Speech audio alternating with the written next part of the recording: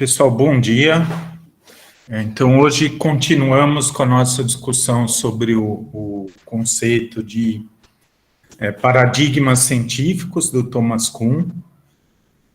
Hoje vamos adicionar na nossa discussão um conceito mais na discussão sobre tecnologia, né, mais tecnologia de base científica e que se estende também para a inovação tecnológica, né, que é algo diferente de tecnologia.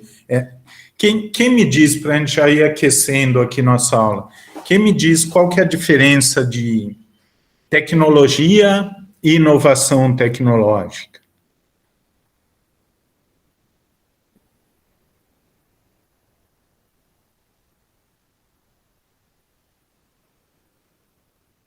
Para a gente já ir preparando essa discussão de paradigmas tecnológicos e trajetórias tecnológicas, que eu vou explicar bem o que é depois. Então, tecnologia e inovação tecnológica são a mesma coisa? O que vocês acham?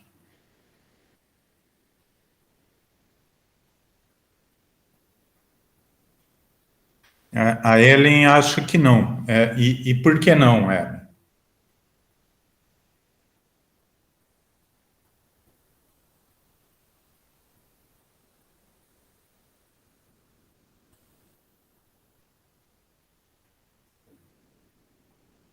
Então, as Ellens aqui já se manifestaram, né? Aparentemente não. E por que vocês acham que não?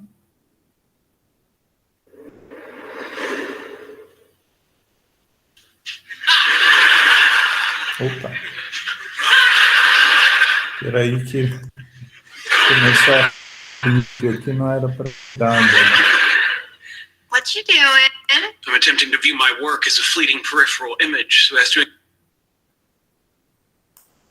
Pessoal, desculpa, começou a rodar um YouTube aqui, que hoje eu vou passar vários vídeos na aula, e a gente vai assistir, mas não era agora, né? Começou aqui, fora do meu controle. Então, diferença de tecnologia e inovação tecnológica. O que transforma, então vou dar uma pista aqui. Eu posso desenvolver uma tecnologia, né, mas eu desenvolvi ela no meu laboratório. Eu posso dizer, né, e eu vou afirmar isso aqui, que ela é uma tecnologia, mas não é uma inovação tecnológica ainda. O que consiste uma inovação tecnológica? O que faz minha tecnologia que eu desenvolvi no laboratório? Sei lá, eu desenvolvi um motor para patinete que eu abasteço ele com água. Né? Meu patinete roda com água. Está aqui, está no meu laboratório. É uma tecnologia, mas ainda não é uma inovação, no sentido mercadológico do termo. Claro que inovação a gente pode ter vários sentidos, né, para esse termo. Mas no sentido da área de economia, que hoje a gente vai falar um pouco de economia da inovação tecnológica, tem outro sentido, né? Então, a Ellen perguntou aqui se seria inédito, né? É inédito, né? Mas é inédito para um determinado grupo social, né? Então, a diferença se seria uma aprimoração de um produto tecnológico que já existe. Pode ser, né? Mas não necessariamente essa aprimoração vai ser uma inovação, né? Então, no sentido da economia, da ciência e tecnologia, que é um pouco que eu vou falar hoje, inovação tecnológica é aquela tecnologia que se difunde, né? Aquela tecnologia que ela passa a ser adotada por grupos de pessoas, né? E é por isso que é interessante essa ideia de paradigmas, né? Porque o paradigma, ele vai ser uma solução tecnológica compartilhada, por um determinado grupo, em geral um grupo significativo de usuários, né? Então, a gente pode dizer, por exemplo, que o sistema operacional Linux foi uma inovação tecnológica, porque ele se difundiu, muita gente usou Linux, né? Mas provavelmente existem vários outros sistemas operacionais aí que alguém desenvolveu e a gente nunca vai ouvir falar, sistema operacional, digo, de computador. Né? E é por isso que esses paradigmas, né, essa que é a analogia com o paradigma de ciência do Thomas Kuhn, que a gente já vai lembrar aqui o que é. Né? Esses paradigmas, eles são algo que é compartilhado como sendo, né, às vezes até sem muita escolha, né, mas como sendo a melhor solução para um determinado problema possível. Então, a gente pode dizer, por exemplo, que a gente pode dar exemplos, né? Então, por exemplo, carro elétrico ou carro com motor de combustão interna. São paradigmas tecnológicos diferentes e que vão ter trajetórias, né? Aí que é a ideia de trajetória tecnológica. Como a trajetória é justamente isso, como é que a tecnologia vai circular no mundo social, a partir do momento em que ela começa a se difundir. A partir do momento que ela se torna um paradigma, isso é uma solução aceita e compartilhada por determinados grupos. Então, essas trajetórias vão ser diferentes. Eu dei o exemplo do carro elétrico. Então, ele tem uma trajetória ali nos países desenvolvidos ou nos Estados Unidos e outra trajetória num país como o Brasil. Porque o paradigma envolve todo o ambiente em que essa tecnologia está inserida, e isso que vai ser um dos determinantes de como ela vai circular, como ela vai se movimentar ao longo do tempo. Então, além das ideias que a gente já discutiu, mais relacionados com o texto do Thomas Kuhn, né, tanto o texto do Shin Hague, que comentam, né, a ideia de paradigmas científicos, como o texto A Função do Dogma na Investigação Científica, que a gente leu para a aula de hoje. Essa ideia de paradigma tecnológico é uma aplicação desse conceito, mas muito mais para o universo da inovação tecnológica, que aí já é algo que está muito mais influenciado pelo meio social do que o conhecimento científico. Então, a gente pode dizer outra coisa aqui, que o conhecimento científico, ele está menos exposto a influências sociais do que a inovação tecnológica. A inovação tecnológica, por definição, ela é algo socializado, ela é algo que tem que se difundir entre grupos, e por isso ela tem que levar em conta o social desde a sua concepção. É isso que o projeto de qualquer produto ele leva em consideração. Ele vai levar em consideração usuários, ele vai levar em consideração infraestrutura, uma série de elementos que são todos totalmente sociais. Então, é isso que vai ser o assunto da nossa aula de hoje. Eu vou começar comentando, expondo aqui a minha leitura do texto do Thomas Kuhn. Depois, eu inseri um texto adicional ali no nosso sistema. É um texto de economia da inovação tecnológica.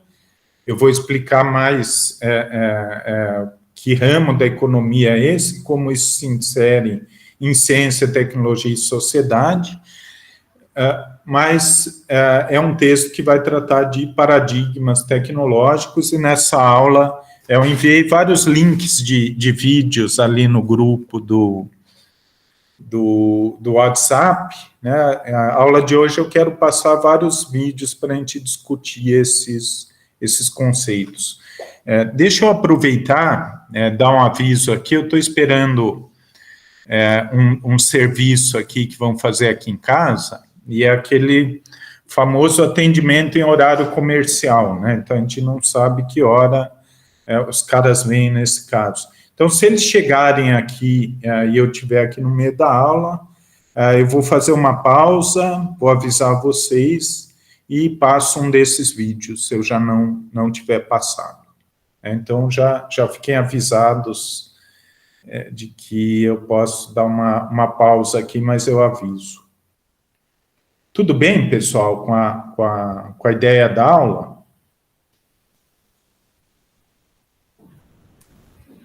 Então, vamos começar pelo Thomas Kuhn. Então, o título do texto do Thomas Kuhn, de hoje, é A Função do Dogma na Investigação Científica. E esse título, não por acaso ele escolheu esse título, ele colocou esse texto no trabalho dele, que, na verdade, é uma versão... vamos dizer, condensada, né, uma versão, um resumo, né, do texto mais importante que o Thomas Kuhn escreveu, que foi a estrutura das revoluções científicas de 1962, né, que depois ele comentou em 1969. Na verdade, ele respondeu aos críticos, e isso está ali na edição que a gente tem no Tidia, é um adendo ao livro. Mas esse texto é de 1970 e ele faz ele coloca ali as ideias básicas e principais da teoria dele sobre como funciona a ciência, e principalmente como a ciência se desenvolve. Então, o Thomas Kuhn, ele não é alguém que critica a ideia de que a ciência é uma forma de conhecimento mais poderosa que outras formas de conhecimento. Então, ele, no própria estrutura das revoluções científicas, ele vai dizer, eu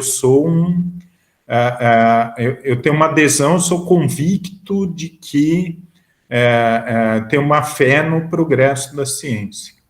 O que ele vai dizer é que a ciência ela se desenvolve de uma forma diferente do que o senso comum costuma ver esse desenvolvimento. Então, primeira pergunta aqui para vocês, por que ele colocou esse título, A Função do Dogma na Investigação Científica? Por que dogma? Por que ele colocou esse termo?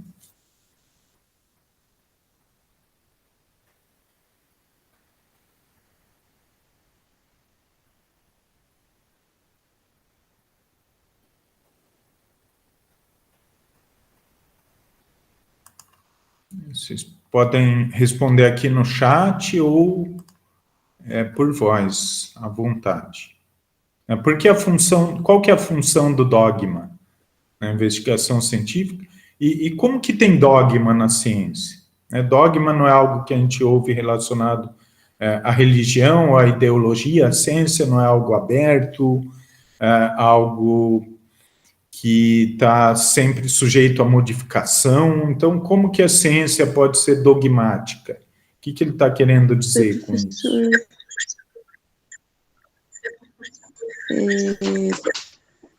Que nem a gente falou na última aula, tem muitas,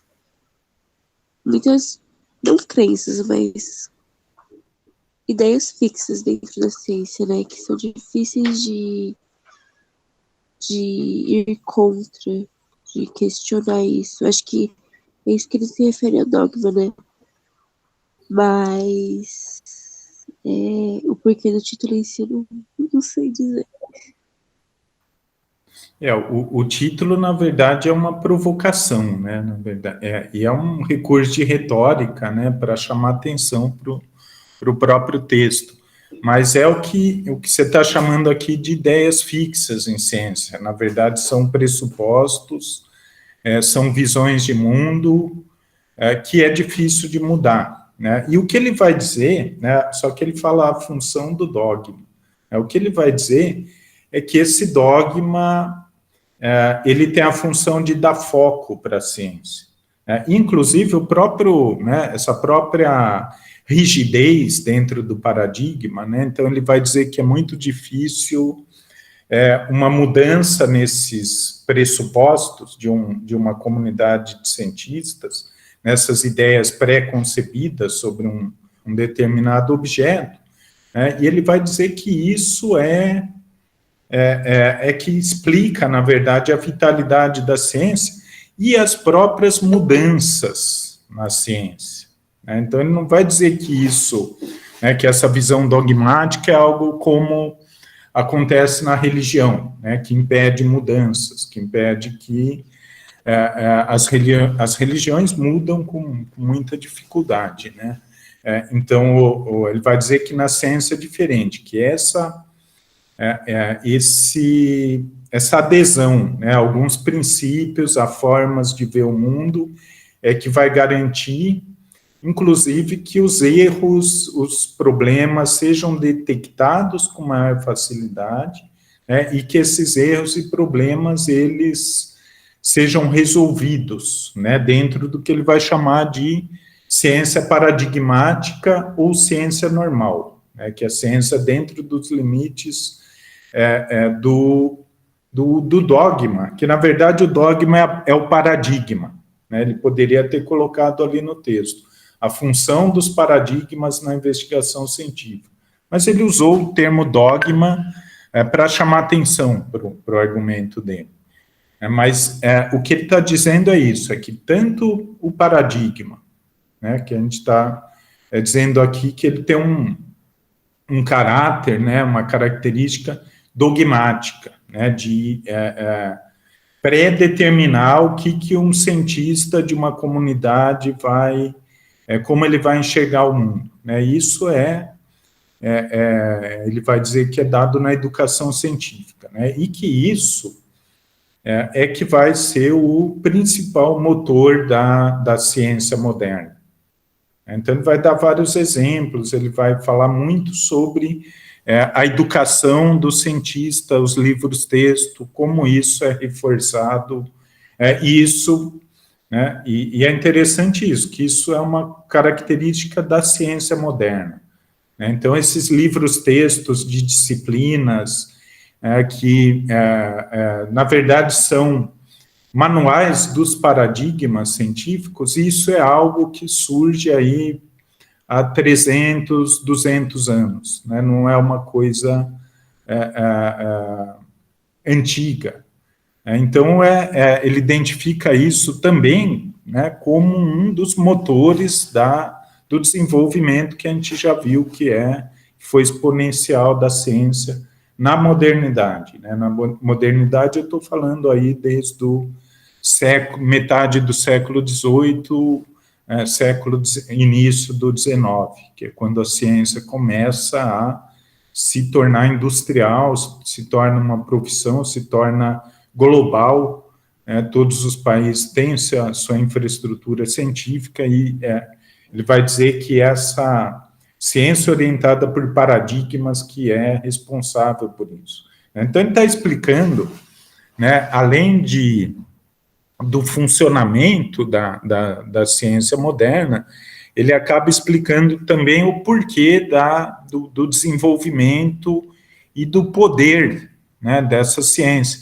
E o interessante é que é uma explicação muito diferente, né, das explicações do senso comum, mais convencionais, é algo que a gente volta e meia fala aqui nas nossas aulas, né, que a visão estereotipada do cientista, né, de que o cientista, ele é o doutor pureza, né, ele não tem preconceitos, ele é universal, ele recebe qualquer tipo de conhecimento, por isso ele é universal, não tem preconceitos, e ele é um explorador, né, do novo, necessariamente ele vai procurar coisas inusitadas ou não esperadas, né? Ele vai dizer, o paradigma, ele orienta a comunidade científica a procurar um resultado já pré-determinado.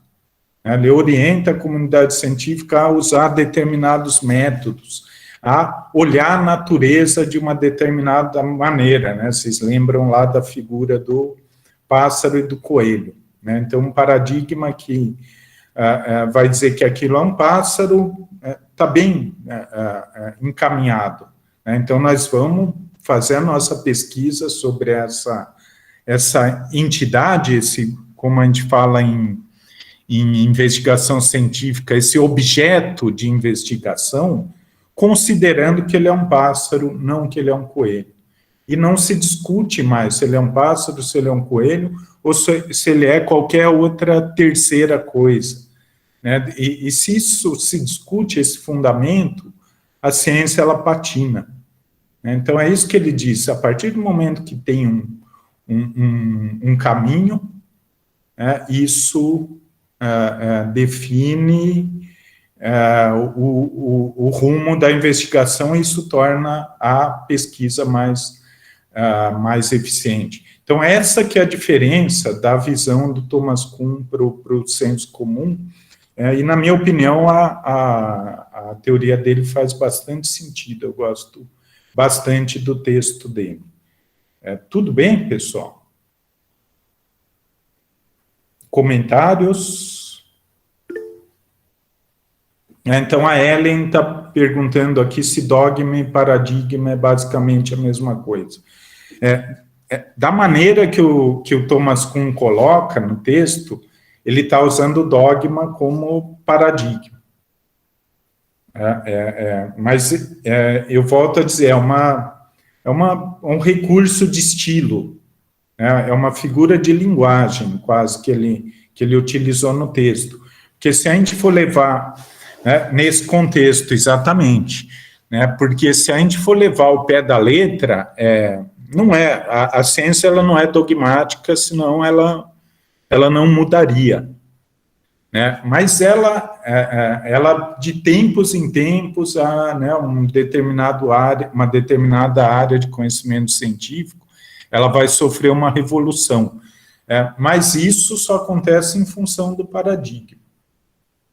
Se a gente for pensar, até a religião ela está sujeita a mudanças, Então, por exemplo, se a gente pensar na Revolução Protestante, A Revolução Protestante nada mais foi do que uma mudança nos dogmas do cristianismo que prevaleciam até aquele período, e foi uma nova maneira de enxergar o cristianismo que se difundiu e que até hoje tem uma aceitação bastante grande e talvez esteja tomando espaço do catolicismo tradicional.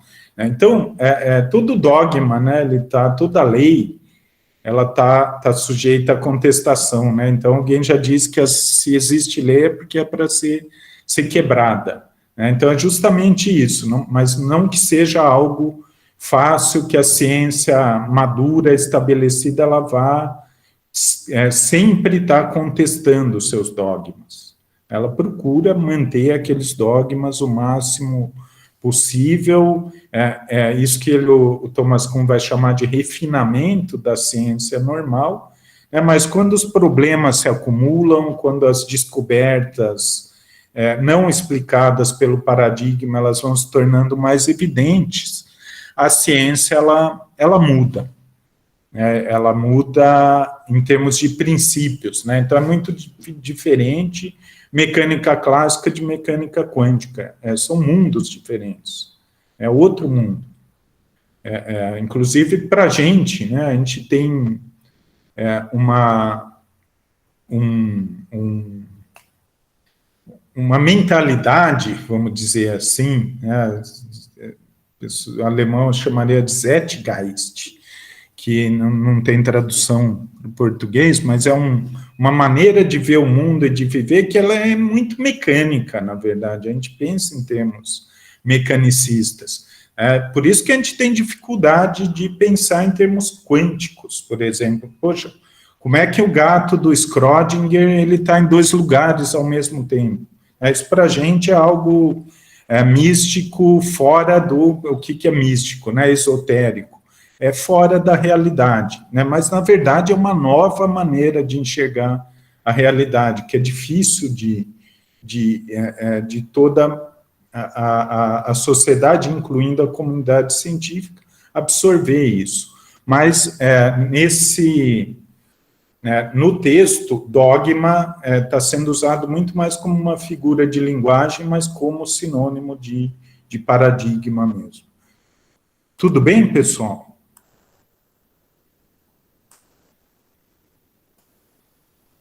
Vamos em frente aqui, né? Então, o cientista, para o Thomas Kuhn, ele tem alguns pontos de partida que a gente pode chamar de convicções fortes, né? Então, ele fala que é a adesão profunda a um paradigma, que o paradigma desde a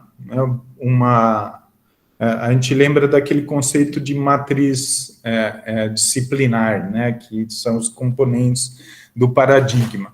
Então, são desde as próprias visões de mundo, né, o que as coisas são, né? Então, por exemplo, na teoria quântica, se os átomos e as partículas dos átomos são partículas, ou se elas são cordas, ou se elas são, né? Então, sempre vai existir alguma analogia com objetos conhecidos, desses objetos desconhecidos, né? A própria definição disso, os modelos, né? Então, o que outros membros, em geral, membros mais reconhecidos da comunidade desse paradigma já fizeram em relação a esses objetos, métodos, e uma coisa que é muito importante, o que é esperado de se encontrar. Então, ele acaba com aquela ideia de que o cientista, ele concebe um experimento sem saber o que ele vai encontrar. Na verdade, o cientista, quando ele concebe um experimento, ele já tem um resultado esperado e ele vai procurar adaptar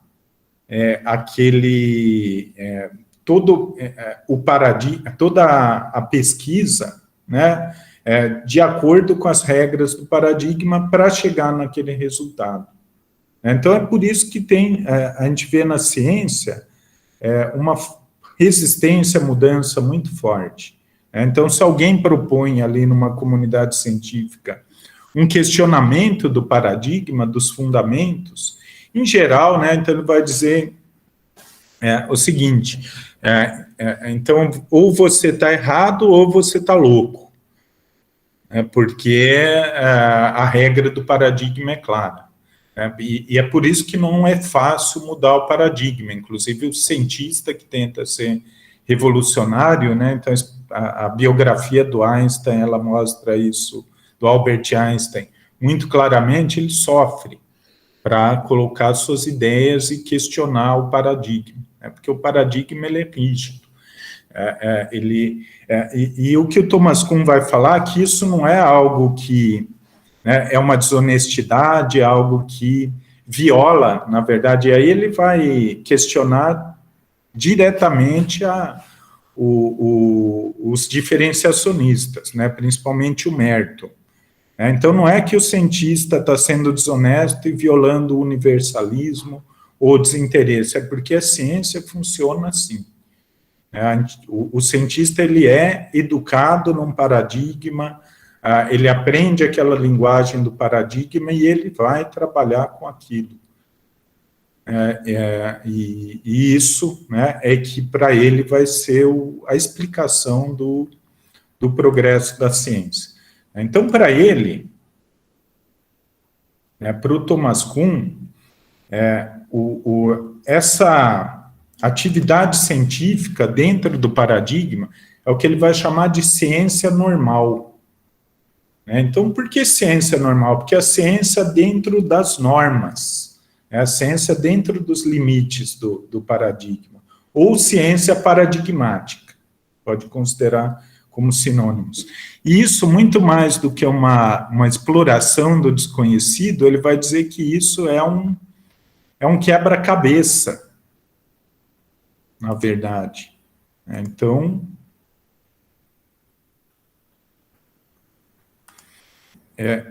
é algo... Peraí...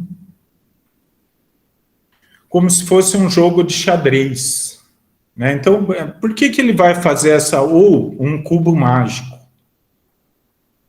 Por que ele vai fazer, agora pergunta para vocês, por que ele vai fazer essa analogia com quebra-cabeças, da ciência normal com quebra-cabeças?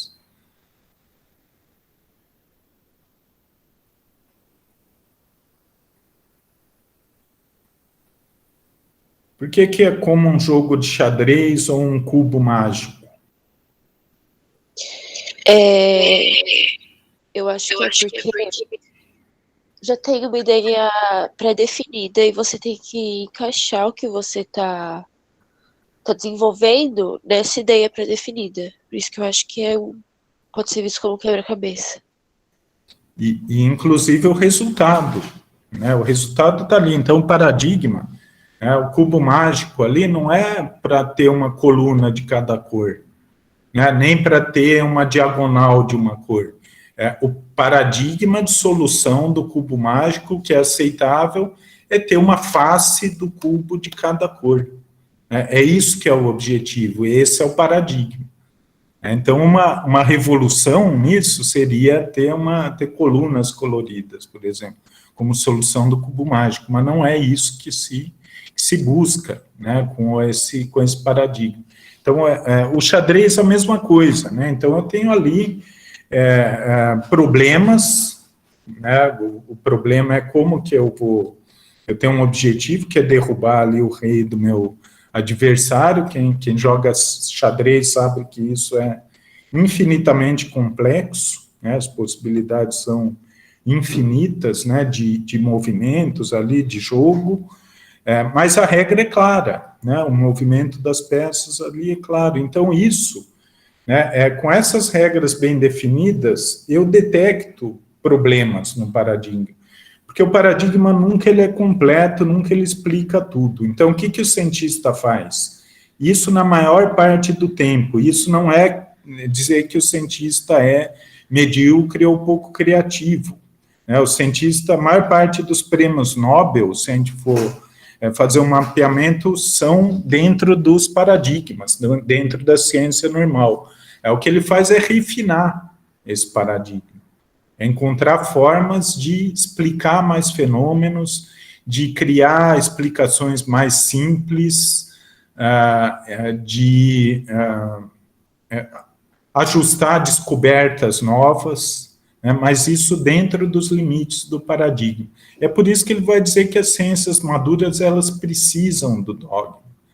Então, se numa ciência, todos os cientistas, os pesquisadores, eles partem de fundamentos diferentes sobre, por exemplo, as regras do jogo, né? Ou sobre a própria definição dos objetos, o que eles são. Você vai ter uma confusão danada aí e ninguém vai avançar na explicação do paradigma. Então, é por isso que ele vai dizer que é necessário o dogma.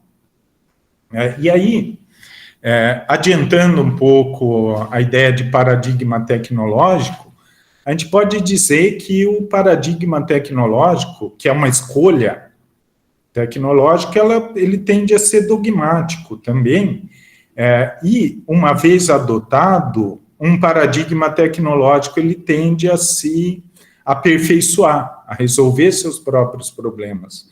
Então, por exemplo, eu posso dizer que o uso de gasolina nos carros, ele é um paradigma tecnológico, e o paradigma dominante de mobilidade veicular, hoje em dia. Estou adiantando aqui a discussão de paradigma tecnológico. E ao longo do tempo, esse paradigma não teve vários problemas.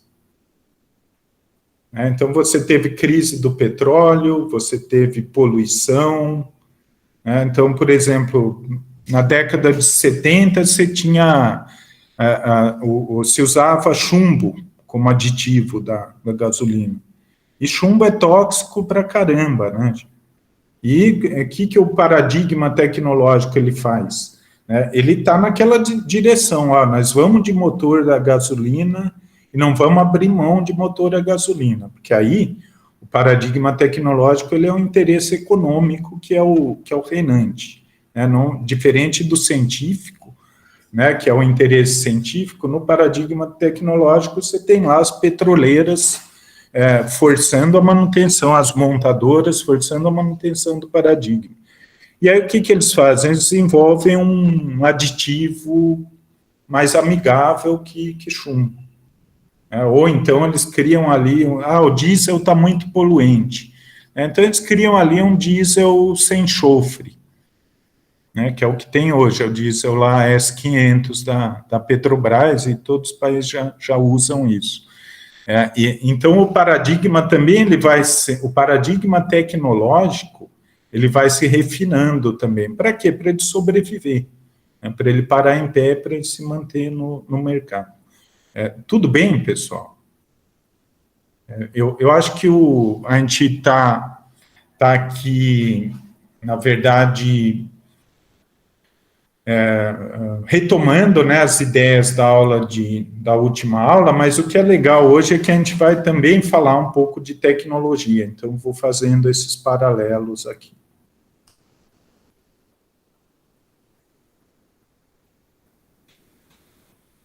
Então, o que ele vai dizer? Como é que, né, se formam esses paradigmas científicos? Ele vai dizer que é a educação científica. É o treinamento científico. E o paradigma tecnológico não é muito diferente, né? Não é por acaso que a gente tem engenharias especializadas em paradigmas, né? Então, engenheiro de petróleo, engenheiro automotivo, a gente tem essas especializações que, né, tanto na ciência como na tecnologia, vão definir a regra do jogo. Vão ensinar, vão transmitir a regra do jogo desde o começo da educação científica. Então, por exemplo, vocês estão sendo, na verdade, educados com uma série de paradigmas, principalmente nas disciplinas de ciências exatas, né, de ciências física, matemática.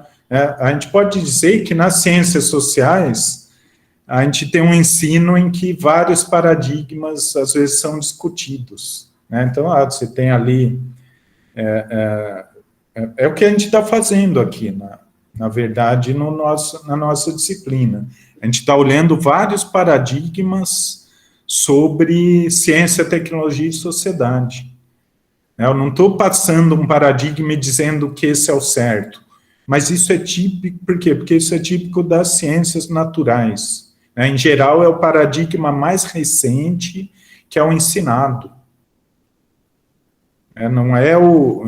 Ninguém aprende a física que já foi superada. Em geral, se aprende a física que é mais universalmente aceita. Então, por exemplo, que paradigmas sobre ciência, tecnologia e sociedade que a gente está discutindo aqui na nossa disciplina? Isso supondo, né, eu estou dizendo que esses paradigmas são científicos, são das ciências sociais. Então, lembrando da estrutura do nosso curso, quais são os paradigmas de ciência, tecnologia e sociedade que a gente está vendo?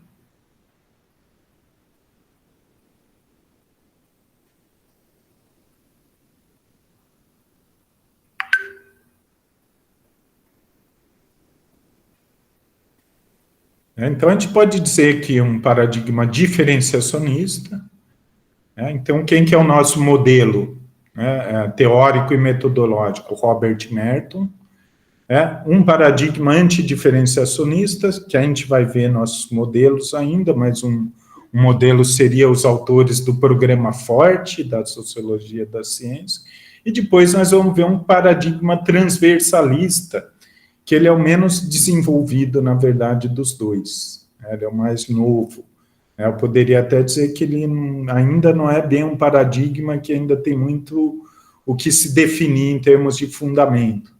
Mas são ideias diferentes sobre ciência, tecnologia e sociedade. Então, diferente das ciências naturais, as ciências sociais, o ensino das ciências sociais ele é mais variado em termos dos paradigmas que são passados. Então, eu estou dizendo isso porque isso é outro aspecto importante da teoria do Thomas Kuhn. Então, a teoria dele faz muito mais sentido para as ciências duras, para as ciências exatas, lembrando que ele é um físico de formação. Os exemplos que ele dá no texto dele, a maioria são da física, e essa rigidez, ela é muito maior nas ciências duras do que em outras ciências. Essa rigidez do paradigma, esse caráter dogmático da ciência. Então, ele vai dizer que esse paradigma que é adquirido no treinamento científico, que envolve desde o ensino, desde as atividades, vamos dizer, de graduação, até a trajetória toda do cientista no laboratório, o que ele aprende na prática, fazendo experimentos, ele vai orientar como ele vai tratar de um determinado problema. Então, qualquer falha nas descobertas, nos resultados, primeiro, ela é vista como algum erro do cientista, na manipulação dos instrumentos do paradigma. Então, refaça o seu experimento, reveja, porque o paradigma vai te levar a alguma resposta. E isso que vai levando a ciência normal a descobrir e a aperfeiçoar e a refinar esse paradigma, tornar ele cada vez mais explicativos, incluindo o desenvolvimento de instrumentação mesmo. Então, vou passar alguns vídeos aqui sobre modelos da física, e dos elementos essenciais, por exemplo, para física de partículas moderna, é algo como um colisor de partículas. Então, o grande colisor de hadrons, que está lá na Bélgica. Isso é o que são elementos de refinamento do paradigma. Tudo bem, pessoal?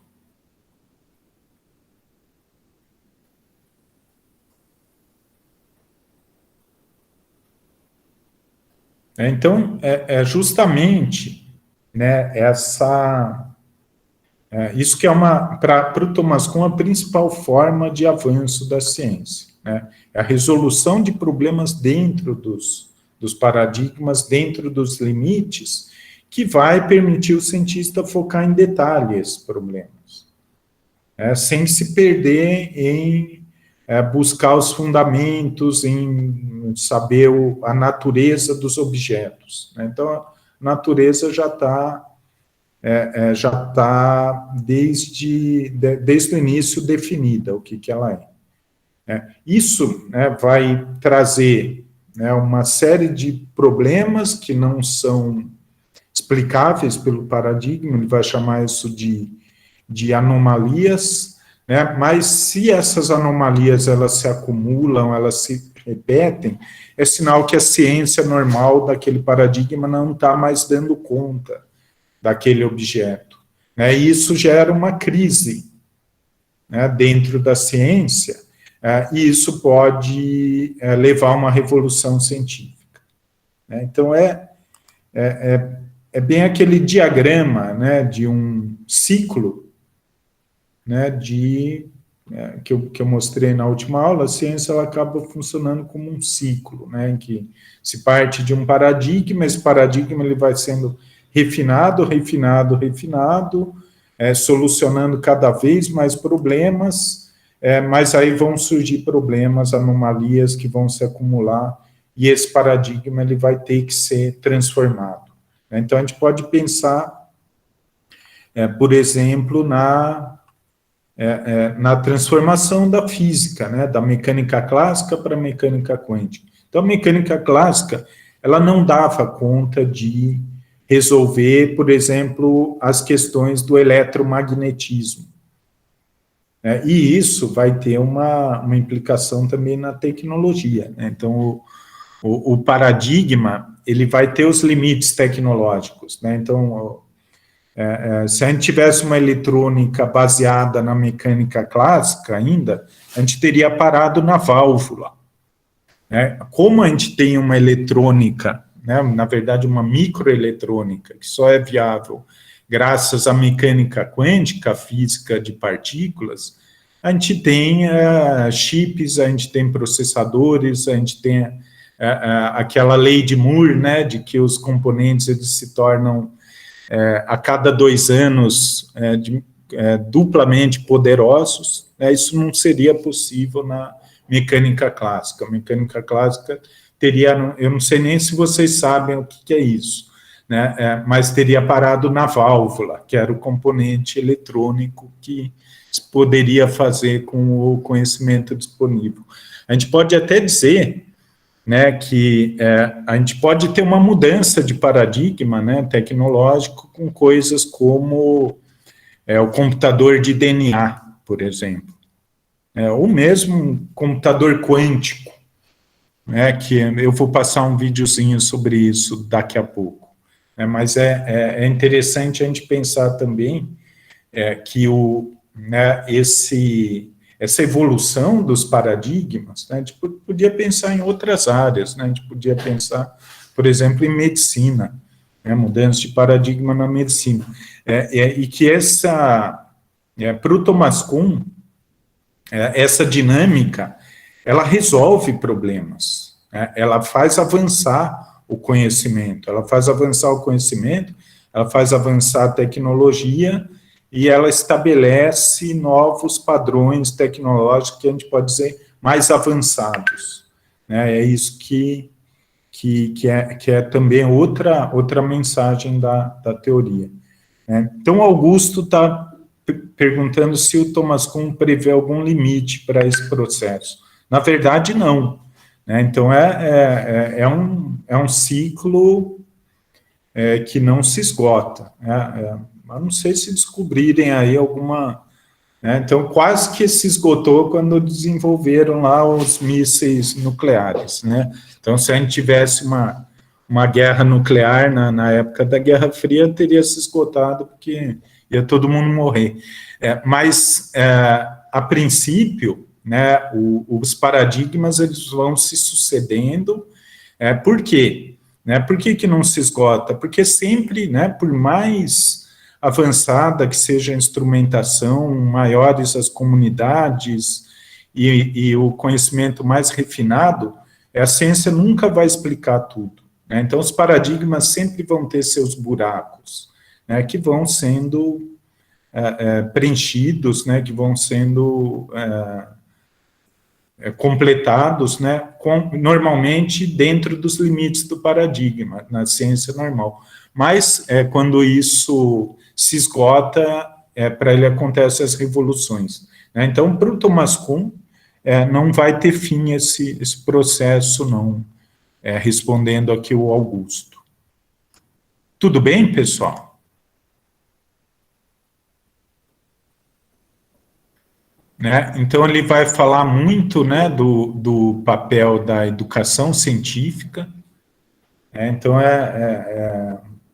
são coisas interessantes, né? Então, um manual científico, principalmente ciências duras, nunca ele vai, né, apresentar outros paradigmas para um determinado objeto. Ele sempre vai trazer o que é mais recente e mais difundido na comunidade de uma determinada área, né? Então, o estudante ele é treinado nisso, né?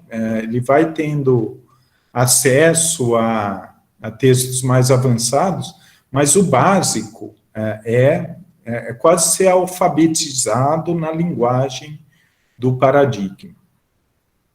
Então, a gente vê que a gente tem pouca variação, né, nessa... Então, por exemplo, a questão a gente pode pensar nos pré-requisitos, né, num curso de graduação. O que é o pré-requisito, né, que eu passo na Física 1, Física 2, Física 3, né, não dá para eu atropelar isso, porque é toda uma trajetória de alfabetização no beabá do paradigma. É isso que é o pré-requisito, né, dentro das disciplinas. Né, e tudo aquilo que é mais avançado. E o que fica para trás geralmente é abandonado, vira história da ciência, mas não é mais útil para pesquisa científica. Né? Então, a pesquisa científica ela sempre vai usar o paradigma mais recente. Tudo bem, pessoal, aqui com a educação científica?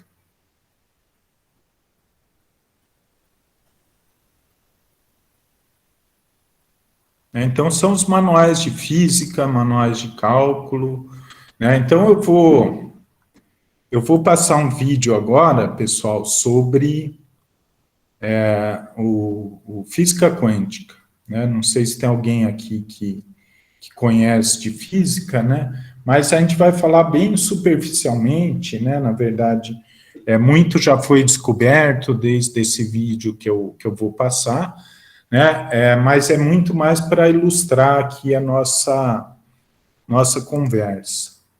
Então, eu vou compartilhar aqui minha tela para a gente assistir esse vídeo e a gente vai perceber, né, qual que é o objetivo aqui.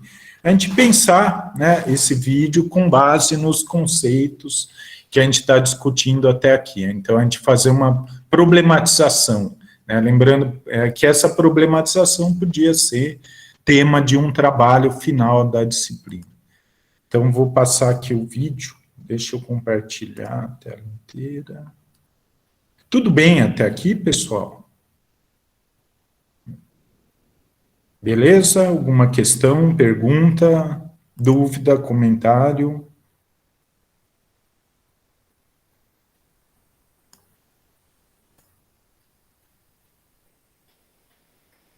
Então, vamos assistir aqui um vídeo que é de um físico bem conhecido, né? Na verdade, ele é um físico pop, né? Mas o que ele fala aqui é bem interessante para a nossa discussão.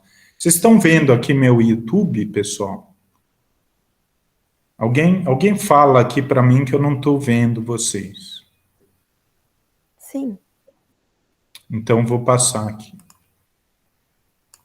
The Higgs boson has generated a firestorm of interest in the media. I've gotten quite a bit of email.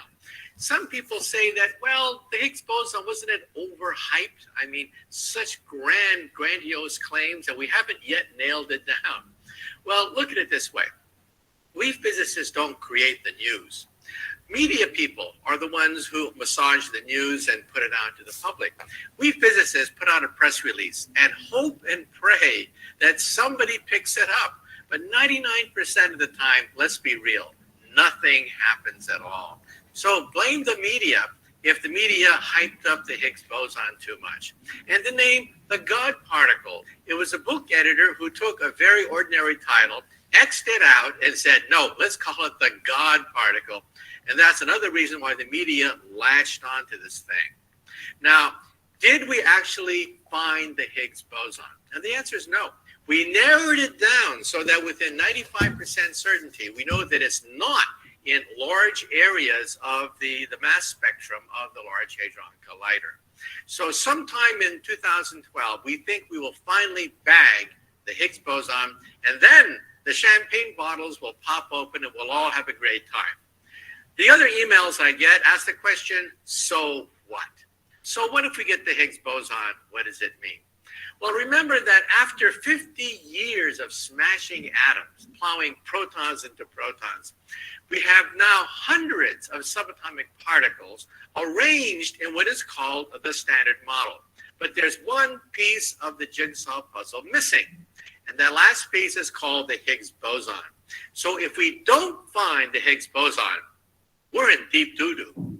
It means that something is fundamentally wrong with all of modern physics. So most physicists will believe that, yes, we will finally bag the Higgs boson. But then what? Look at the Standard Model. Let's be blunt about it. The Standard Model is one of the ugliest theories ever proposed in the history of science. It's a theory that only a mother could love. 36 quarks and antiquarks, 19 or more free parameters, 3 generations of redundant particles, whole bunches of gluons and Yang-Mills particles and W bosons and C bosons and Higgs bosons. I mean, you go crazy trying to make sense and order out of this ragtag bunch of subatomic particles called the Standard Model. So what do we physicists believe? We think there's a higher theory. A higher theory that includes gravity, which is missing in the Standard Model. Plus, the Standard Model only describes 4% of the matter-energy content in the universe. Just 4%. Dark matter makes up 23%. Dark energy makes up 73%. So a huge chunk of the universe is missing. And that's why some of us, like myself, believe in something called string theory. String theory, the Standard Model, including the Higgs boson, is nothing but the lowest octave of a vibrating string. And dark matter, which makes up 23% of the universe, is nothing but like the next vibration up, the next octave of the string. And then dark energy, it takes place when you break the symmetries of the superstring. So string theory is the only game in town which has the ability to be really a true theory of everything. So the next step is to try to find dark matter with the Large Hadron Collider. That could go a long ways toward either proving or disproving string theory.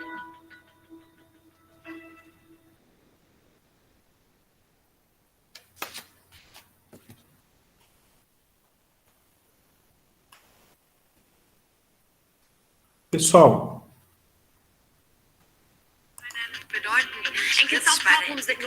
em outubro de 2000, falhou o mundo. não, esse é depois.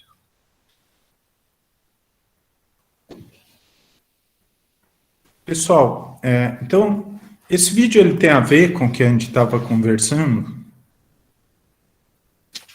Ou não tem nada a ver? O que vocês acham? Eu sei que foi uma primeira vez que vocês assistiram, né? Ele fala um pouco rápido ali, né? Legendado. Mas o que vocês identificaram da teoria do Thomas Kuhn no vídeo? Vamos fazer esse exercício aqui. Então, ele está falando ali de física das partículas, né? Está falando do modelo padrão, né, que é uma teoria que procura explicar essa física das partículas menores que o átomo. Na verdade, é isso que ele esse que é o assunto do vídeo. E aí ele vai dizer, né, ele vai contar que esse modelo, ele prevê, vejam, ele prevê, sem comprovar, a existência de várias partículas que os cientistas que são aderentes a esse modelo, né, tentam descobrir ali no Grande Colisor de Hadrons, que é um equipamento gigantesco, bilionário, de pesquisa de física de partículas. Então, explicando mais ou menos do que o vídeo trata, né? Então, o que isso tem a ver com a ideia de paradigmas que a gente estava discutindo até agora?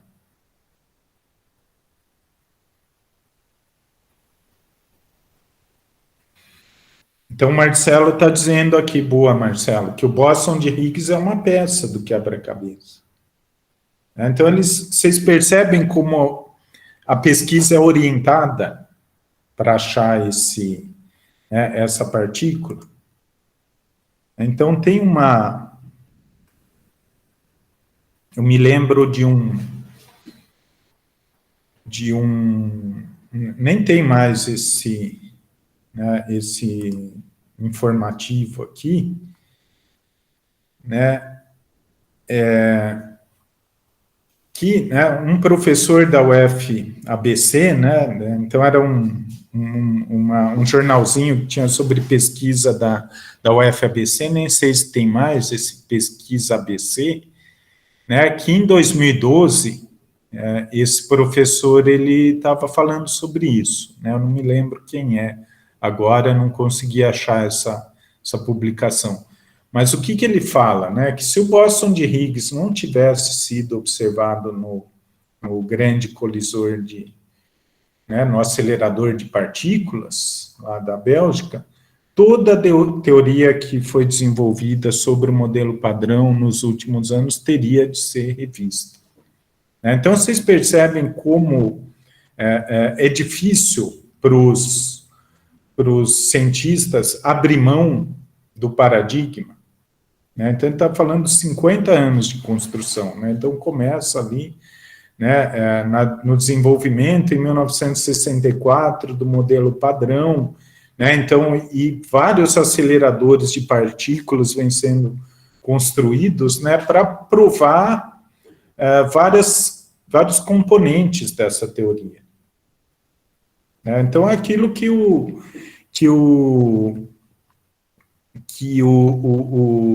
cientista do vídeo está falando. Se a gente não achasse o bóson de Higgs, a gente estaria bem ferrado, bem cagado. Esse é o termo que ele... Deep doo-doo.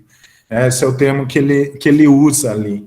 Porque a gente teria que fazer tudo de novo. A gente teria que rever os fundamentos. Que mais que vocês viram no vídeo, pessoal, sobre paradigmas?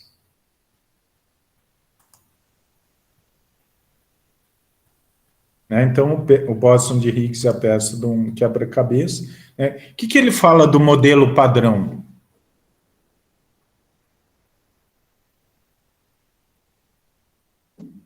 Que é uma boa teoria, que ela é redondinha, que ela é elegante, que ela explica bem as coisas. Então, o Augusto falou, que é o que ele diz, que só uma mãe gostaria da teoria do modelo padrão. Então, a gente pode dizer que ela é uma teoria, é como toda teoria revolucionária, ela ainda não está madura. Então, ainda precisa muito trabalho na teoria do modelo padrão. Isso 50 anos antes. Então, a gente vê também, isso é outra coisa que o Kuhn fala, que o paradigma científico, a revolução científica, ela é um processo mais ou menos lento. Não acontece, os cientistas não vão aderindo automaticamente a essa revolução científica, ainda que ela seja uma ruptura. Então, ele está... e ele faz uma proposta que talvez seja um paradigma alternativo ou um grande aprimoramento de ciência normal no modelo padrão. E qual que é essa proposta? Qual que é essa teoria?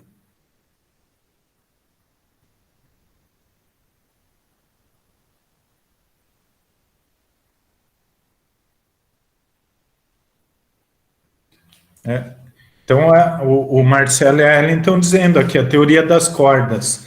E vocês acham que seria ciência normal?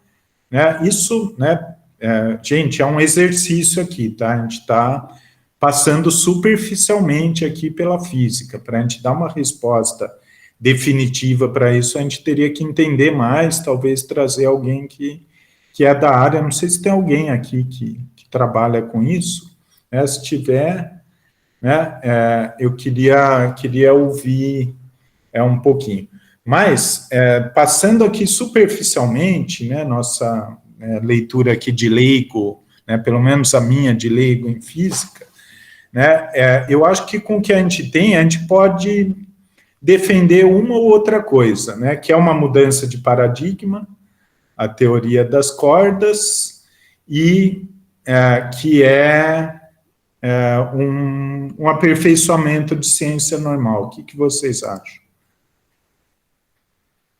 Então, a Ellen está dizendo que ela viu, que vocês viram na matéria de base BCE, que é base das ciências experimentais. O que é BCE?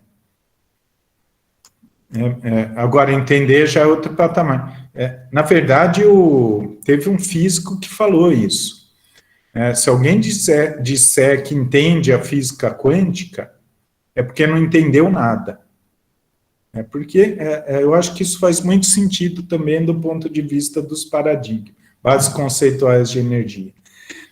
Faz muito sentido, não entender, baseado no conceito de paradigma, porque é aquilo que eu falei, a gente é formado num mundo mecânico, a gente vê tudo mecânico, binário.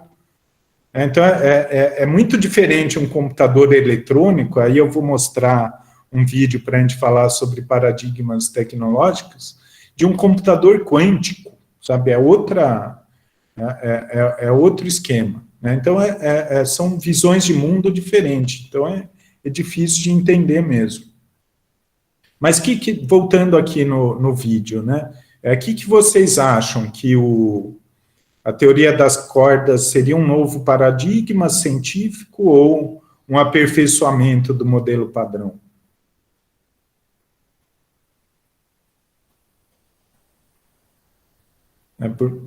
Por exemplo, então eu estava lendo um texto sobre isso hoje cedo, que o modelo padrão inicial, ele considera esse objeto, que são as partículas menores que o átomo, que são os quarks de elétrons, ali os bósons, e tem, como ele falou, tem uma infinidade de partículas que foram descobertas, mas considera isso como partículas, então entidades separadas, que a gente chama discretas. Então, vocês percebem que tem uma ontologia, que é uma visão do que esse objeto é, então a gente está vendo como partícula, como coisas separadas, e tem uma analogia também, que é analogia com que é bem mecânica, de que são coisinhas, como uma poeirinha, que tem seus pedaços, são pedacinhos de matéria, que estão, sei lá onde, estão flutuando ali dentro do átomo, ao redor do átomo, no núcleo, mas vocês percebem que tem toda uma analogia aí, e que a teoria das cordas vai ser outra analogia e outra significação da partícula totalmente diferente, porque o que uma corda faz quando você puxa? Ela vibra, e ela fica, de certa forma, ela existe em vários lugares ao mesmo tempo, essa corda.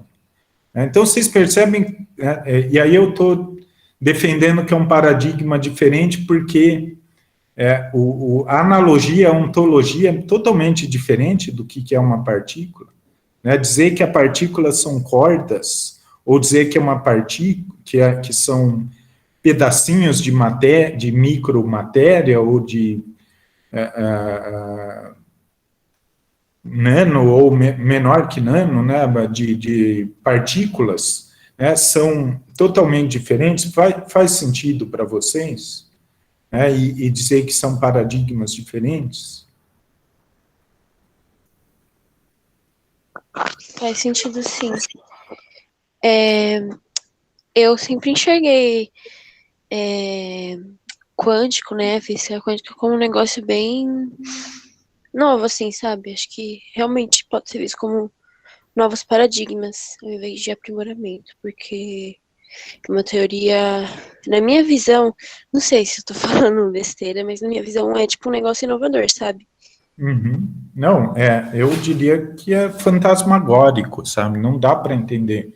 Na minha cabeça não entra, sabe? Duas coisas estarem em pontos diferentes ao mesmo tempo. Mas o que é? E aí a gente, o Merton tem seu mérito aqui, o que faz a gente acreditar na física quântica? É o telefone celular.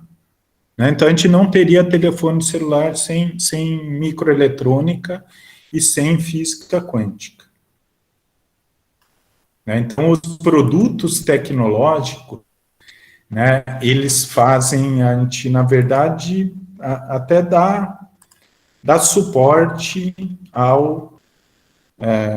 à ciência pura, né? Então, a gente não entende física quântica, mas a gente sabe que se a gente tem um celular com touchscreen e que está cada vez mais rápido, né, é graças a esse conhecimento. Tudo bem, pessoal? Com esse exemplo? Né? Então, ele vai dizer isso, né, que o que é importante, né, ele dá um exemplo da teoria da eletricidade também, que é bem interessante, a gente pode discutir mais para frente.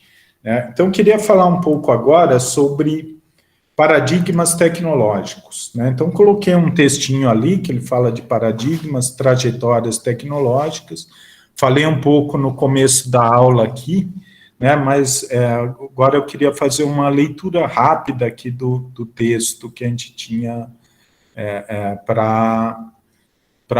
que eu inseri na aula de hoje. Alguém conseguiu dar uma olhada nesse texto de paradigmas tecnológicos da La Rovere?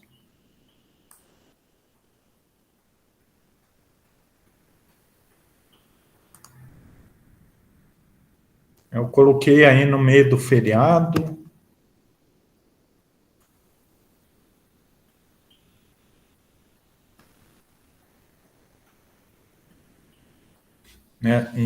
Então, a gente pode, né? Eu estou pensando também, ainda estou ajustando as aulas de seminário, de oficinas, né, e talvez sobre alguma aula aí, porque tem menos grupos do que tem aulas, eu tenho que ajustar isso. Aí talvez a gente tenha mais umas aulas aí sobre teorias mais sobre tecnologia e inovação tecnológica que está dentro do escopo da disciplina. Mas eu queria, né, aproveitar a oportunidade que a gente está falando de paradigmas científicos aqui para falar de paradigmas tecnológicos, né? Então, é aquilo que eu estava falando no começo da aula, né? A ideia, a teoria, ela é similar à de paradigma científico, né? Algo meio dogmático. Mas isso é aplicado à inovação, né? Inovação tecnológica, né? Que é produzida por tecnologia de base científica, né? Então, é o que eu estou falando aqui do telefone celular. Diferente do que a gente está vendo aqui na nossa disciplina, que é muito mais sociologia da ciência, né, esse conceito, ele se insere numa disciplina de economia da inovação tecnológica.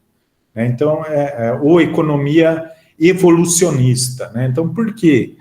Por que evolucionista? Porque eles consideram que a economia funciona como, mais ou menos, o meio ambiente. Né? Então, é inspirada diretamente no darwinismo. Né? Então, você tem, dentro de uma economia, empresas, indivíduos que estão competindo entre si e colaborando, como se fossem espécies, né? Só que essas empresas e indivíduos, eles vão inovar. Né, e isso seria similar, a inovação tecnológica seria similar à mutação, numa teoria evolucionista. E para quê? Para sobreviver. Né, e na economia evolucionista ou da inovação tecnológica, né, aquelas empresas ou indivíduos que não inovam, eles ficam para trás e eles morrem. Né, então, a analogia com a teoria da evolução de Darwin, né? Então, é um contraponto, né?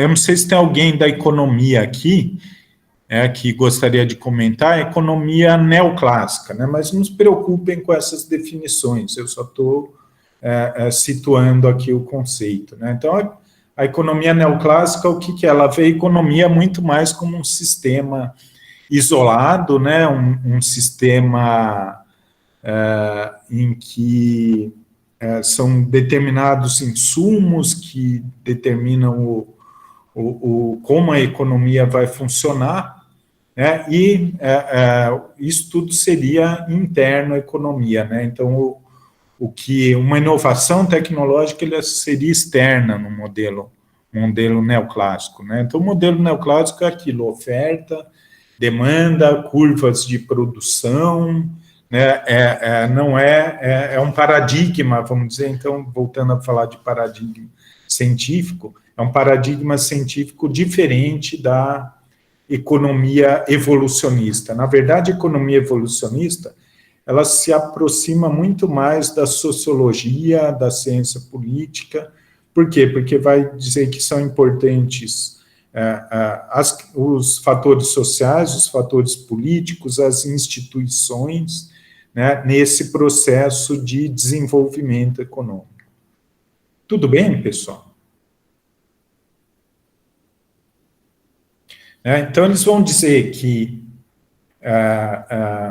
as inovações elas podem ser tanto incrementais, né, dentro de um paradigma tecnológico, né, então a gasolina sem chumbo, etanol combustível, né, e aí dá para discutir se é uma inovação incremental ou radical, diesel sem enxofre, tudo é inovação incremental dentro do paradigma do motor, a explosão da mobilidade por automóvel. Mas também as inovações podem ser radicais, né, revolucionárias. Então, pergunto para vocês, o que seria uma inovação radical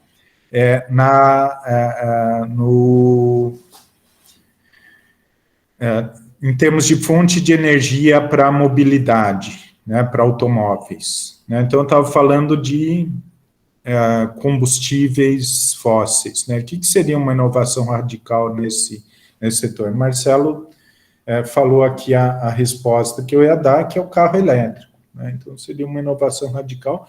E vocês percebem que o carro elétrico ele existe há muito tempo e não emplacou ainda. Por quê? Porque o paradigma tecnológico ele cria trajetórias tecnológicas, né? Então, o que é essa trajetória? O carro a gasolina, ao longo da trajetória, ao redor dele foi desenvolvido toda uma infraestrutura de produção de combustível, de tecnologia de motor, de catalisadores, de uso, postos de combustíveis. Então, ele tem essa trajetória bem estabelecida, né? E para o carro elétrico ele entrar nesse mercado, ele tem que criar a sua própria trajetória também, né? Então, por exemplo, quando tem uns apartamentos novos aí que estão sendo lançados que tem carregador de carro elétrico, né? Então, esse é o tipo de coisa que é necessário para uma trajetória tecnológica de um novo paradigma se estabelecer, né? E ele pode se estabelecer e substituir um determinado produto. E o que é interessante, né, é que essas trajetórias, elas são totalmente sociais, né? Inclusive, a gente atribui características sociais para a tecnologia, né? Então, a gente fala, olha, o carro a gasolina ele é inimigo do meio ambiente, o carro elétrico ele é amigo do meio ambiente. Então, são imagens, né? Essas imagens são muito importantes para a tecnologia também, porque elas vão ser um dos fatores da tecnologia ser bem ou ser mal sucedida. Tudo bem, pessoal? Vou passar um vídeo aqui, então, mais leve, que para a gente pensar essa ideia de paradigmas e trajetórias tecnológicas. Parar a apresentação.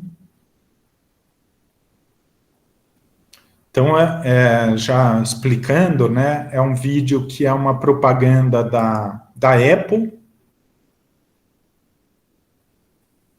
e que faz uma piada, na verdade, com o PC. né? Então, é a Apple, né? Eu estou dizendo aqui que é um paradigma tecnológico diferente do paradigma do PC, né? E é isso que eu quero discutir depois com vocês. Pessoal, vocês estão vendo o vídeo? Eu acho que não. Hello, I'm a Mac, and I'm a PC. What do you think? Just the Wall Street Journal. No, PC, you know what? Eu tenho que compartilhar a tela, esqueci.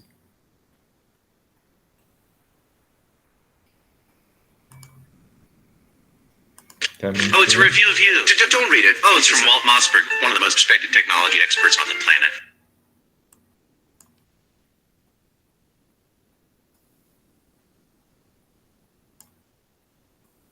Então, é um vídeo bem engraçado, na minha opinião, né, e que, para mim, ele mostra bem essa diferença da imagem dos paradigmas tecnológicos.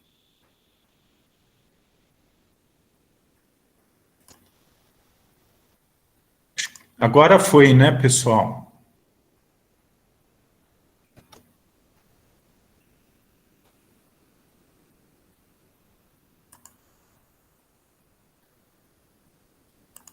Pessoal, estão vendo? Hello.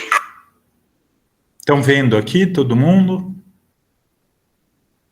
Agora sim. Então tá, é um videozinho aqui de 7 minutos. I'm a Mac, and I'm a PC. What are you reading? Just the Wall Street Journal. Oh, no. A PC, you know what? Oh, it's a review of you. Don't read it. Oh, it's from Walt Mossberg, one of the most respected technology experts on the planet. Apparently, you're the finest desktop PC on the market at any price. Very nice. Just one man's opinion. I actually got a great review this morning, too. Oh, and they said I was awesome. Good for you. And so we're the same. Yeah.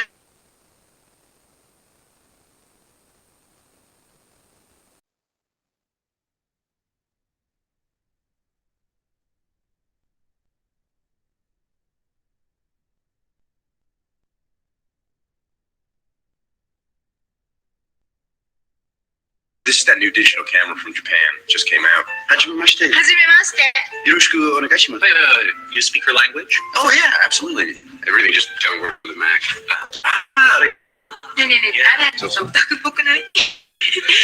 Buongiorno. Hello. Hello, I'm a Mac. And I'm a PC. Oh, hey, iPod. Nice. Yeah, it's just a little something to hold my slow jams. Oh, yeah? Yeah, and it works so seamlessly with iTunes. You should check out iMovie, iPhoto, iWeb, because they all work like iTunes. You know, iLife. Comes on every Mac. iLife. Well, I have some very cool apps that are bundled with me. Well, like, what do you got? Calculator. That's cool. Anything else? Clock. Clock. Sounds like hours of fun. Yeah. Or at least minutes.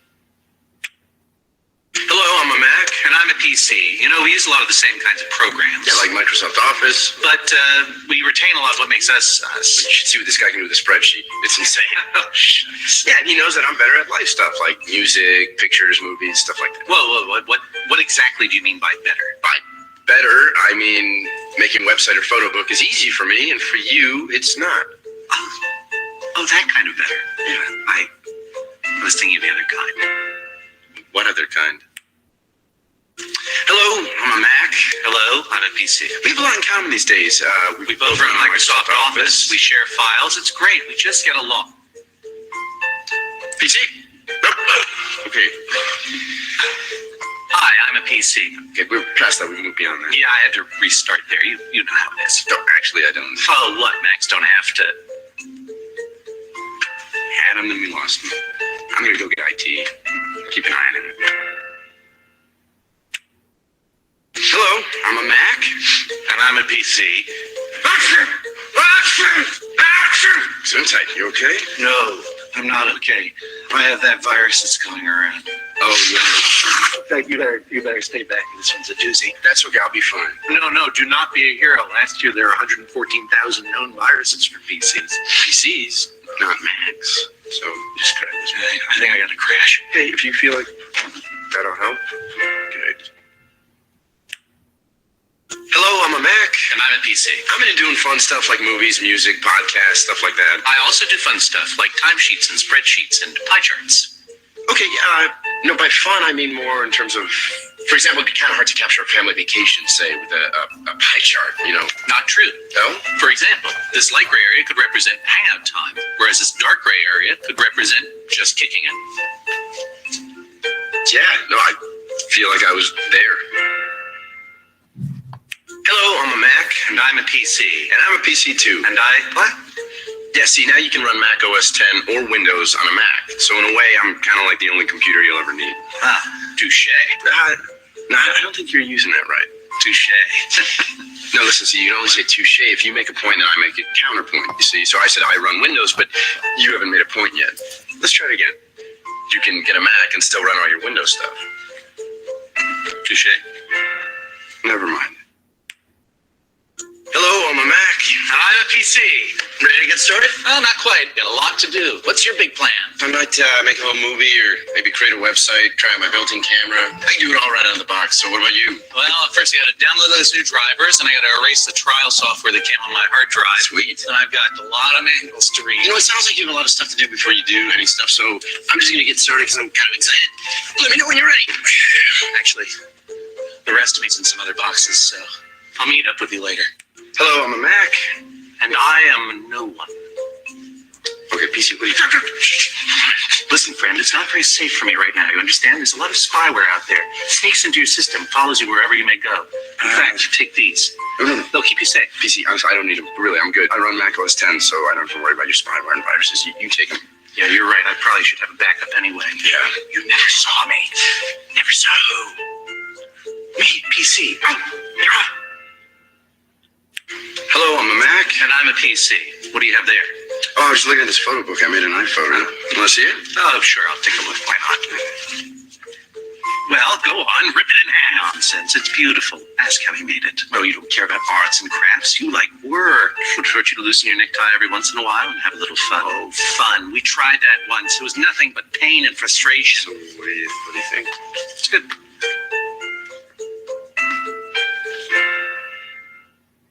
Hello, I'm a Mac. And I'm a PC.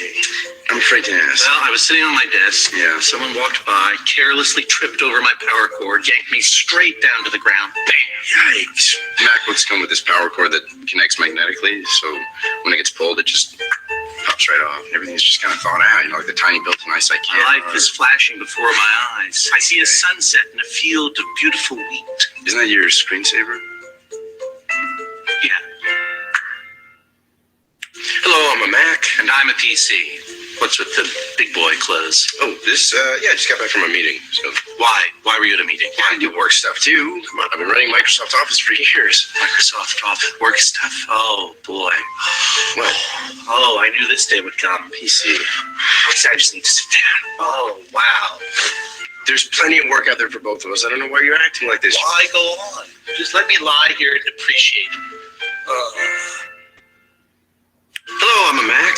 And I'm a PC. You know, I actually just finished a home movie. That's...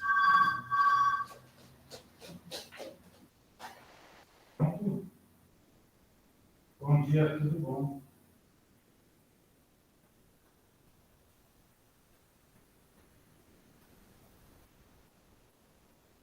Isso, eu fiz uma doação e vai desmontar. Amanhã eu vou buscar. Pede para ele subir, por favor. Tá ok. Obrigado. Tchau.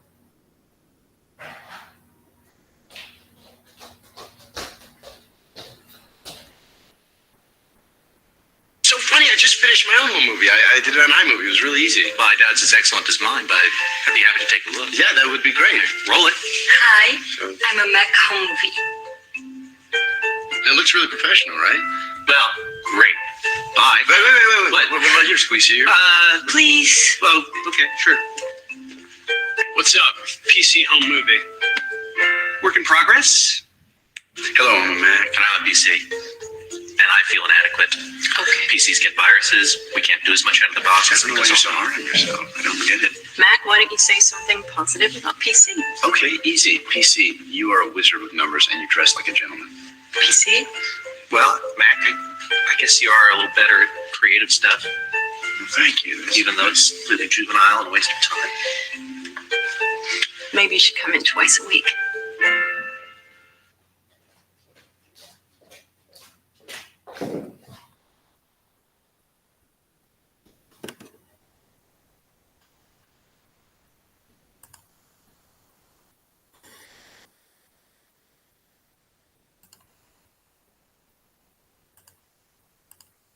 Pessoal, então, vocês perceberam aqui nesse vídeo essa ideia de paradigma tecnológico, que tem muito a ver com competição tecnológica?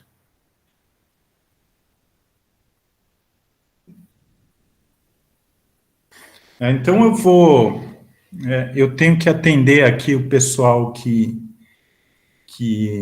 vai fazer um serviço aqui em casa. Peço desculpas para vocês, mas eu vou interromper a gravação aqui, só que eu vou deixar aqui a sala aberta, o chat aberto, né, e a gente pode finalizar a aula do seguinte jeito. Vocês me mandam questões aqui, comentários, e eu já respondo já. Tudo bem, pessoal? Mas eu vou ter que sair um pouquinho. Vocês só me dão uns 5 minutinhos, eu já volto.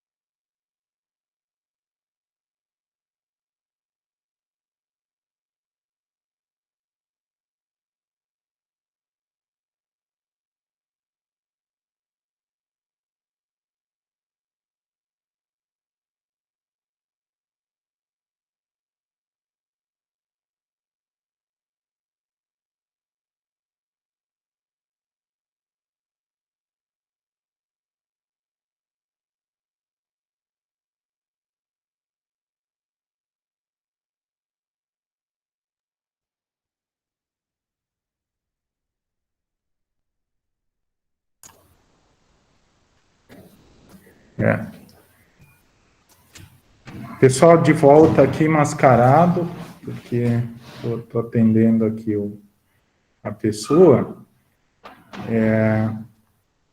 Então, deixa eu ver aqui no chat.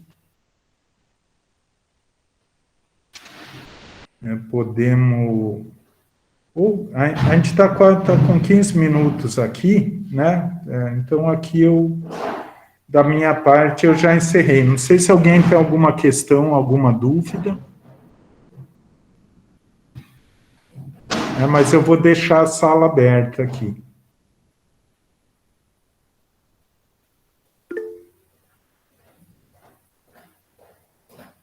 Tudo bem, então, pessoal? Então, a sala está aberta aqui, mas obrigado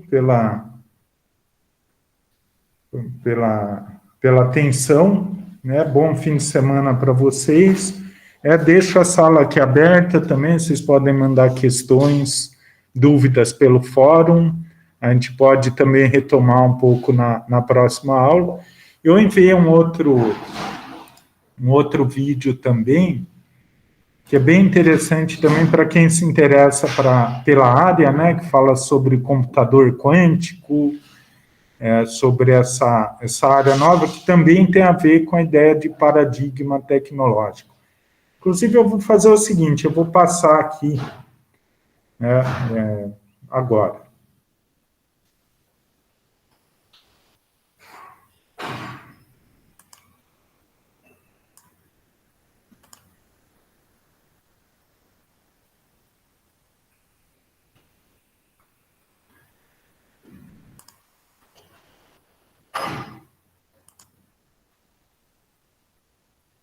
Estão vendo meu YouTube, pessoal? Sim.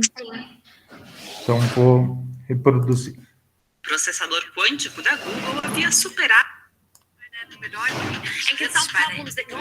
Em outubro de 2019, uma notícia chacoalhou o mundo. Um processador quântico da Google havia superado os supercomputadores existentes. Mas a verdade é que a física quântica já faz parte da nossa vida há algum tempo. Es werden schon sehr viele Quantenphänomene. Muitos fenômenos quânticos já estão sendo utilizados pela tecnologia. Tanto em smartphones quanto em computadores, há elementos que dependem da mecânica quântica.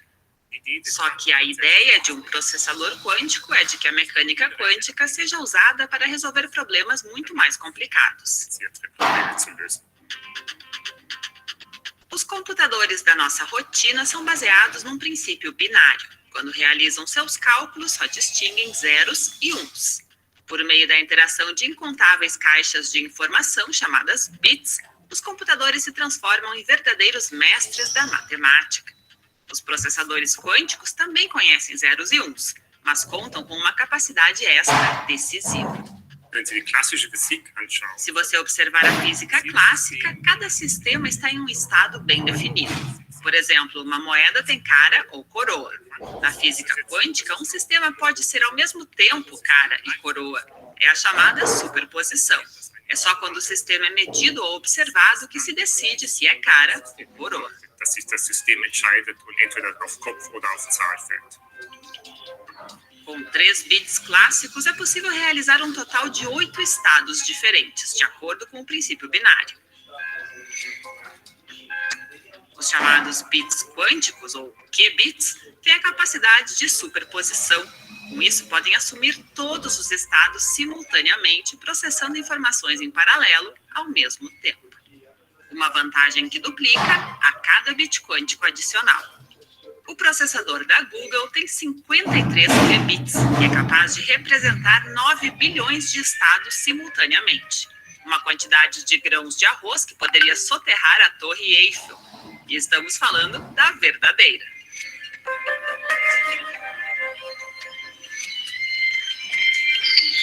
Bei Quantenbits ist es No caso dos bits quânticos, é importante que possam operar próximos, porque são muitos.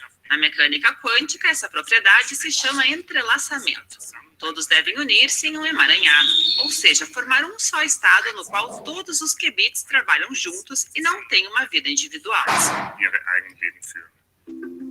Antes de uma medição, as moedas quânticas estão em um estado misto de cara e coroa. No entanto, se uma delas assume um determinado estado, as outras fazem o mesmo. Esse é o entrelaçamento quântico, um dos fenômenos mais misteriosos da física quântica. Os objetos entrelaçados parecem saber o que os outros fazem sem que haja qualquer conexão evidente entre eles.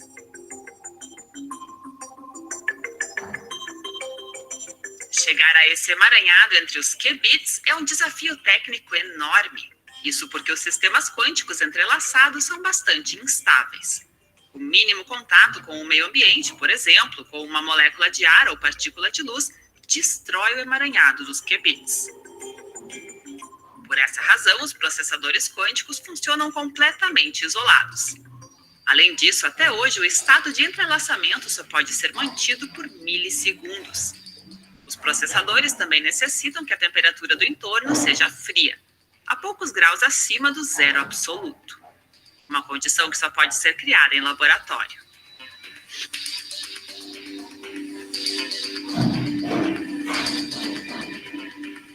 Apesar dos obstáculos, em um projeto financiado pela Google, foi possível construir um computador quântico que provavelmente fará história. O processador se chama Sycamore e foi o primeiro a superar um supercomputador clássico resolvendo um problema matemático.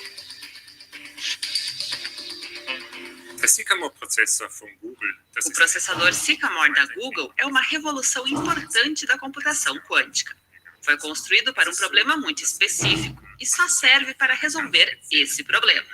Mas faz isso muito mais rapidamente que um processador clássico. O que gostaríamos de ver é um computador quântico que também possa resolver problemas mais práticos. praxisnähere Aufgaben effizient lösen kann. Mas a maioria dos especialistas acredita que vão ser necessárias décadas ainda até que os primeiros computadores quânticos sejam lançados no mercado, porque eles são, por natureza, propensos ao erro.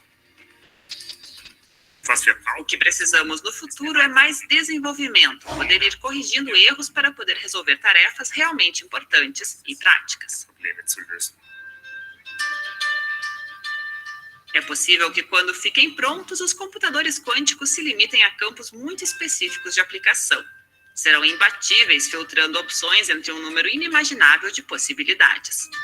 Uma grande vantagem em buscas dentro de grandes bases de dados ou na hora de definir a melhor jogada numa partida de xadrez.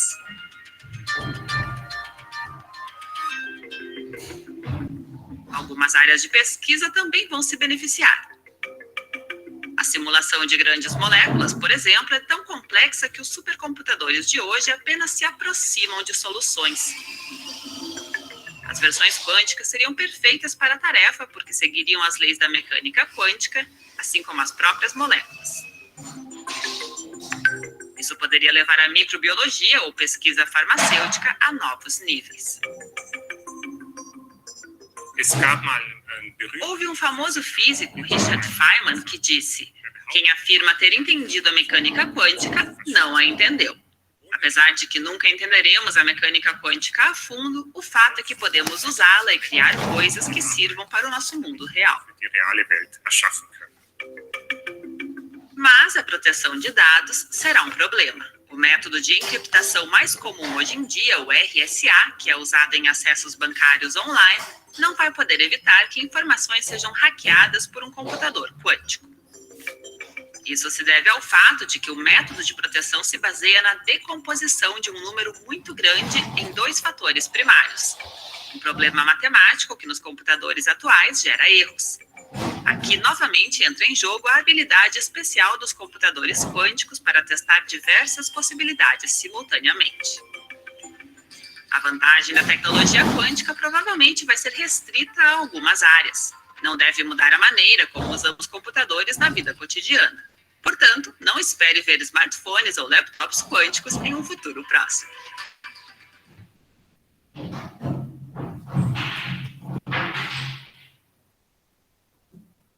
Quando ele